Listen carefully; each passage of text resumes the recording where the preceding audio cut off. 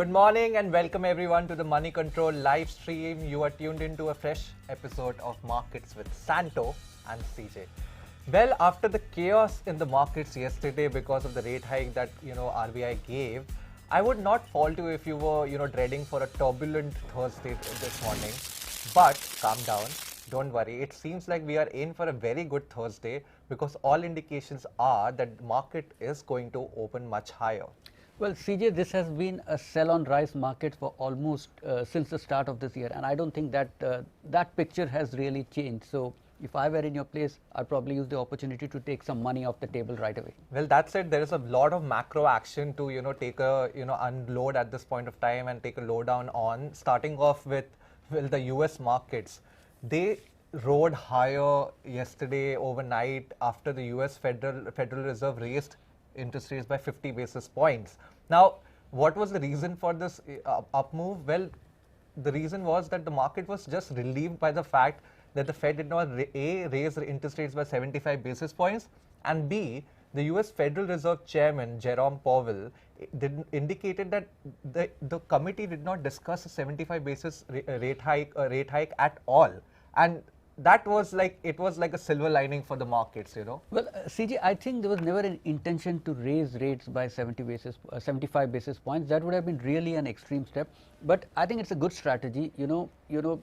Talk the market into believing that probably there could be a 75 basis point hike coming, so that when you deliver a 50 basis point, it's greeted with a sigh of relief, and that's what you saw exactly yesterday. Now, 50 basis point is also not a small hike exactly, but given that most people were expecting 75 basis points, I think it was a big relief, and which is why you saw stocks rallying in the US yesterday. Clearly, Santo, the 50 basis rate hike was the biggest that the Fed has taken in more than 20 years. Exactly. I mean, the last time the Federal Reserve raised interest rates by 50 basis points, Bill Clinton was still the president of the United States.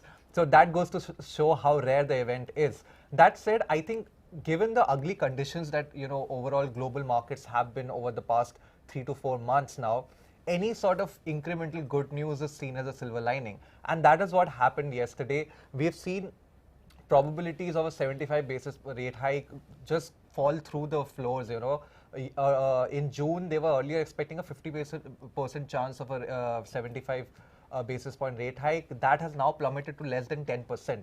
So that goes to show how sentiment can quickly change in this market and how volatile the conditions are.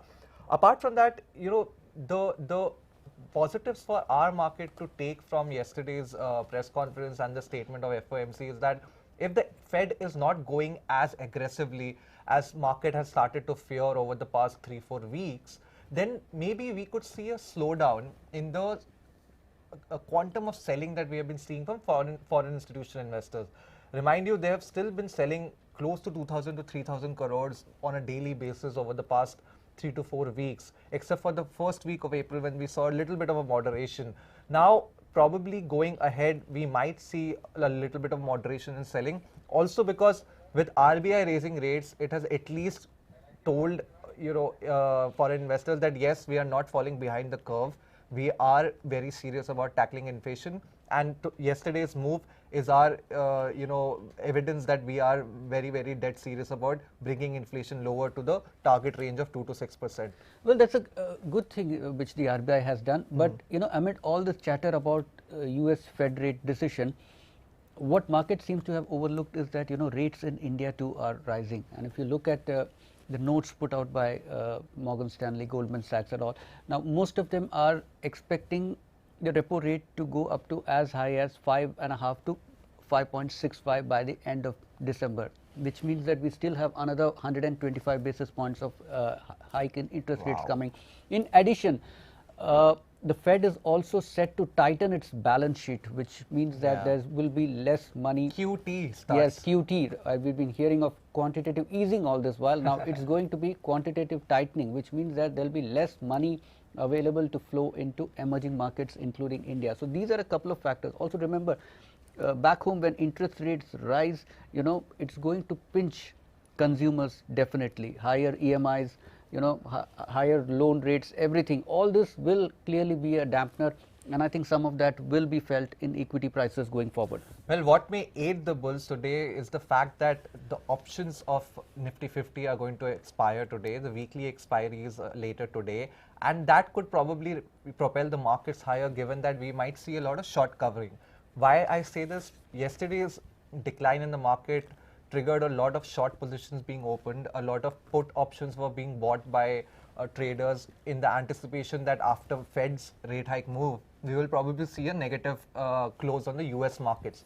Now, with the US markets themselves seeing such a big short squeeze or short covering rally last night, it is very likely that will trickle down to the Indian markets as well. We are already seeing that Asian markets are quite positive, and it will force a lot of the bears in the market to cover their positions.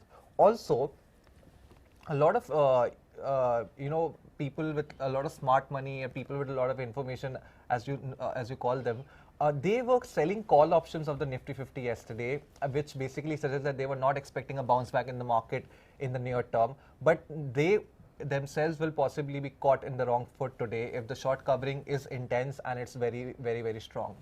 Well, CJ, that said, let's take a look at the stocks on a watch list today. Starting with a lot of stocks to unload today. Yes, starting with Alembic Pharma, the stock was among the prominent losers yesterday, down by close to about 5%. Fourth quarter numbers were disappointing, and according to analysts tracking the company, the numbers, while there was a significant jump in revenues, it was largely due to one-off factors such as channel stuffing for one, and also one-off sales. So these factors are unlikely to sustain in the quarter ahead. According to Yes Securities, the domestic side of the business still looks quite strong for Alembic Pharma, and it's expected to grow about 11% compounded this year and the next.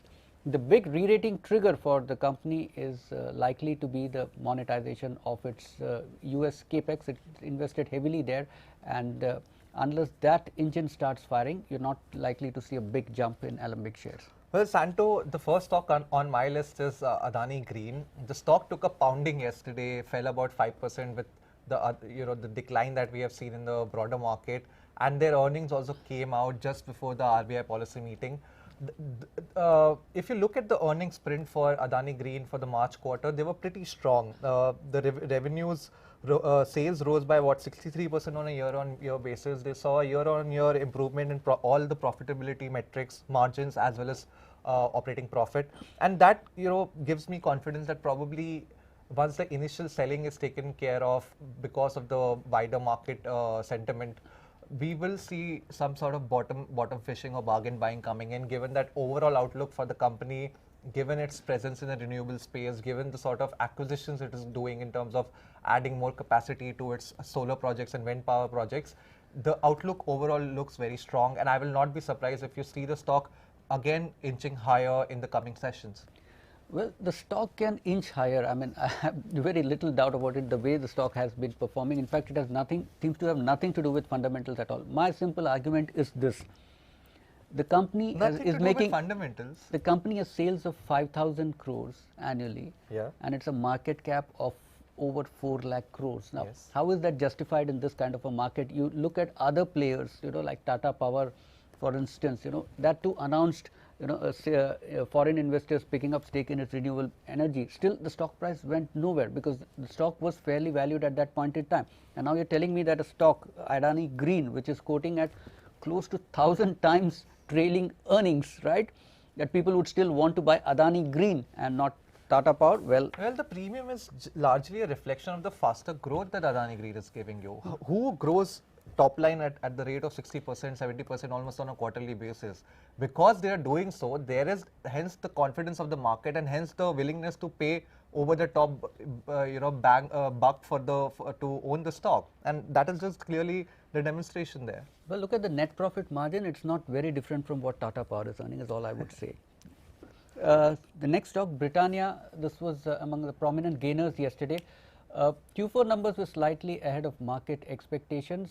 However, it looks difficult if the stock will be able to sustain its gains. For one, inflation still continues to be a major worry, and according to analysts tracking the company, while volumes have sustained, higher input prices will mean that the company will struggle to maintain its margins. So you're likely to see Britannia come under pressure today. Well, another stock that will come under pressure is Baroque Engineering. The stock had initially rallied when the report came out that it's going to sell its European lighting business for close to an enterprise value of $500 million. Now, Citi came out with a very interesting thought on the entire M&A. They were of the opinion that the lighting business sale is actually not as beneficial as the market was earlier perceiving it to be. So the stock fell about 20% yesterday in trade, as the overall earnings outlook for Varroc has considerably weakened. Why it has weakened? Well, now Varroc's major business is all linked to the domestic two-wheeler market. We know, going by the earnings of Bajaj Auto and Hero MotoCorp recently, that the two-wheeler market is not in a very good shape. Demand is down, input costs are up, margins are shrinking, volume performance is not coming in, and it's not even expected to come in at least for another 2-3 quarters. Therefore, if your earnings are dependent on the growth of the two-wheeler domestic market, your own outlook therefore weakens, and that is what is reflecting in the sort of action that Baroque Engineering gave yesterday. And I will not be surprised if that action, that bearish action on the stock, continues for the coming few sessions. ITC, the next stock on our watch list. Wow, now, ITC. Compared to other FMCG stocks, ITC seems much better placed. That's largely also because 80% of its EBIT comes from the tobacco business, which seems to be less prone to less vulnerable to price hikes. No matter what, I think smokers at least are unlikely to change their habits just because of prices going up. Also, the other factor that is driving sentiment for the stock is that all its businesses, the paper and paper boards and hotels, is also quite doing well. FMCG business is still under a bit of a cloud because it's facing the same challenges that other FMCG companies also face. But again, another positive for the stock is that it's been under-owned. Most investors have been staying away from the stock, so you're unlikely to see mass exit because of concerns over the FMCG sector and inflation in general.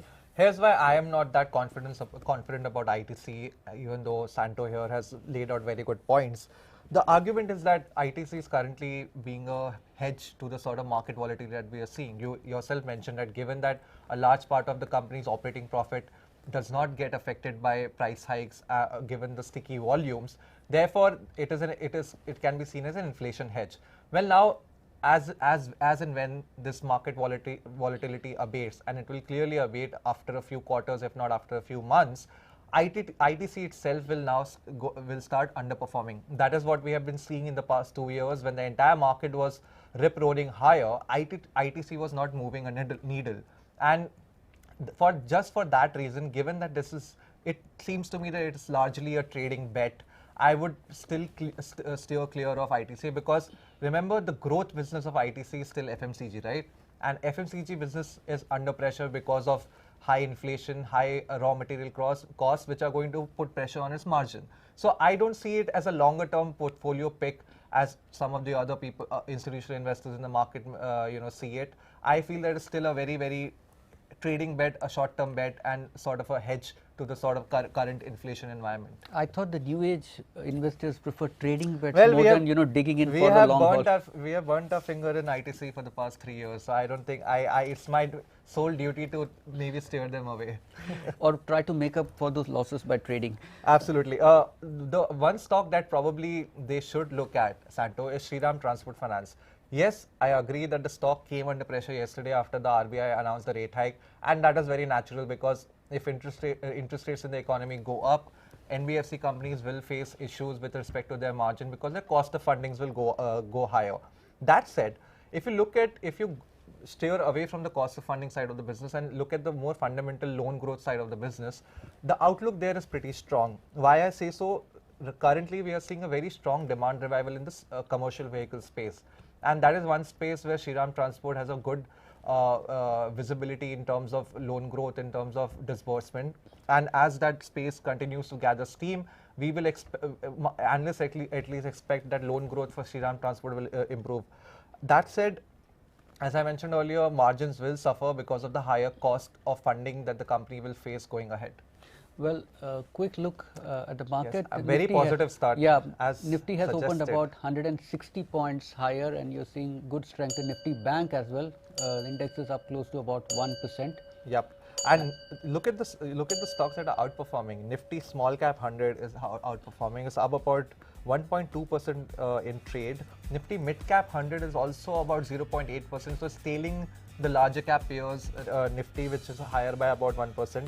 Advances to decline ratio is Yeah. also pretty firm at this point. About close to 1700 stocks have gained compared to about 270 which have fallen behind. Yeah, and some of the stocks that are, blinking green on the screen right now are TV18 Broadcast up about 3%, Ujjivan Small Finance up about 3%, Tanla Platforms, the stock that I talked about almost 2 sessions ago, is up about 3%, and Edelweiss surprisingly is up about 2.5%. And some respite for your favorite stock, Bajaj Finance, that's up about 1% after taking it on the chin for the last couple of trading sessions. Well, it's possibly, as you mentioned, yesterday, higher interest rates usually tend to be beneficial in the near term, at least for banks and some of the NBFCs who are taking deposits. So probably that is what is reflecting in the action that we are seeing in the opening trades. Jubilant Food, the next stock on our watch list. The company has hiked prices twice in the last 6 months, so that should give you some indications about the pricing power that it has. Now the stock has been a major laggard. It's fallen about 19% so far since the start of this year, compared to about a 5% decline in the Nifty. However, considering the fact that it is better placed to pass on some of the higher input costs to its customers, and that now you've seen a stock split as well, probably, which could improve the liquidity and also act as some kind of a sentiment kicker for the stock. So this definitely seems to be headed up in the short term.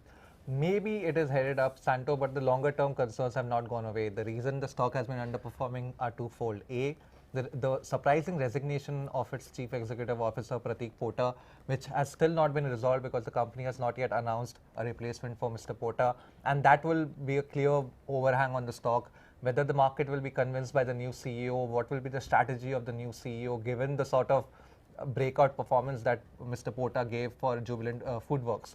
Apart from that, competition is on the up in the pizza industry. Domino's, although has the greater market share, but companies such as Pizza Hut and a lot of the local, chefs and local restaurants are also upping the ante in the pizza space, in the fast food delivery space, and that is where companies' gross margins are likely to remain under pressure. Brokerages like CLSA have retained their sell rating, even though we have seen the recovery in the stock a little bit after the collapse following the announcement of CEO's exit, but that is one stock that I will still be very careful about, jumping in at this point of time. Well, a quick point there. One, yes, I take the point that you make about competition, rising competition, but to kind of offset that, Jubilant Foodworks has diversified, and under the previous CEO, it had forayed into Indian food as well as Chinese, and Ekdum as well as Honk's Chicken are both scaling up at this point in time. So it does have a diversified revenue stream, which to some extent should help it overcome the competition in its core pizza business. Well, one stock where diversification is clearly helping is Adani Enterprises. Wow, stellar March quarter earnings of the company, which is, even though we saw weakness in yesterday's trade, is going to support the stock over the longer term. Q4 operating profits rose by as much as 44% on a year-on-year basis, largely driven by the assimilation of the airport acquisitions that it has made, especially the Mumbai International Airport. Apart from that, if you look at some of the technical indicators, they are also signaling that medium-term bullishness in the stock will sustain for the time being. And right now, the stock is trading above its 20-day as well as 50-day moving averages, apart from the 100 and 200-day moving average, which is indicating that there is still a lot of buying to come in the stock, and I will not be surprised if it shakes off yesterday's sell-off and moves higher again. The last stock on my watch list is Kotak Mahindra Bank. Good set of quarterly numbers, and according to MC Pro, now the asset quality is on par with what it was pre-COVID. Also, a sharp drop in slippages, and as well as its recoveries and upgrades have also gone up at the same time. And unlocking of value in its subsidiary companies, in which Kotak holds about 100%, would be an interesting opportunity for investors looking to buy the stock. Well, if you're looking for opportunity, Santo, IIFL Wealth, wow, stellar earnings again, strong earnings for the March quarter that was reported, and that is likely to result in the stock being very positive in today's trade.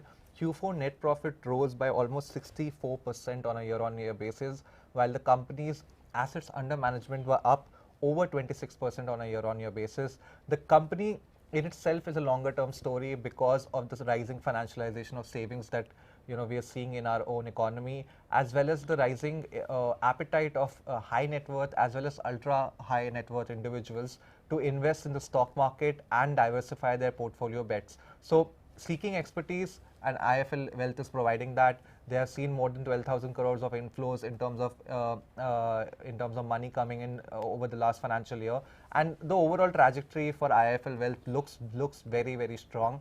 I will not be surprised if this is at the top of the shopping list for investors who are looking to take advantage of the sort of fall that we saw yesterday.